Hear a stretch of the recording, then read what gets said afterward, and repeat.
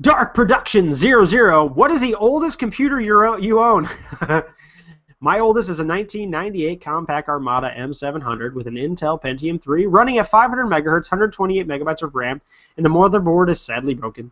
It's been broken for 2 years.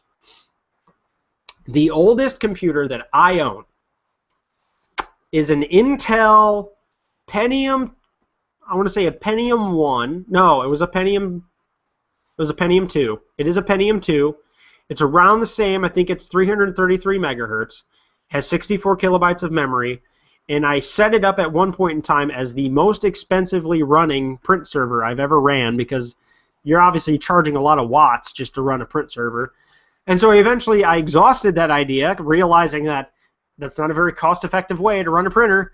And I actually have, unfortunately, turned it off, put it off to the wayside, and it is sadly collecting dust in the corner of one of my basement cubbies. You know, just sits there. I'm a big pack rat. I got tons. It drives my wife nuts. I got tons of old equipment.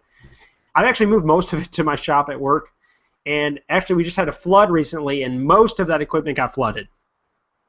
But when it's electronics and power isn't to it, if you let it dry out for a few days, as long as it doesn't get moldy and crusty, you're good. That's pretty much how that works with old hardware. Electronics are pretty resilient, people. The reason most people stuff breaks is because when water gets on it, I don't know if you guys knew this, but when water gets on it, it's because there's power applied to it. That's why people keep telling you, take out your battery, you know, as soon as you get water on your phone or something.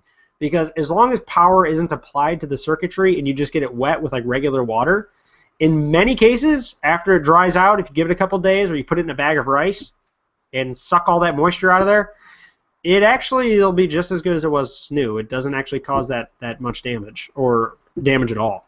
So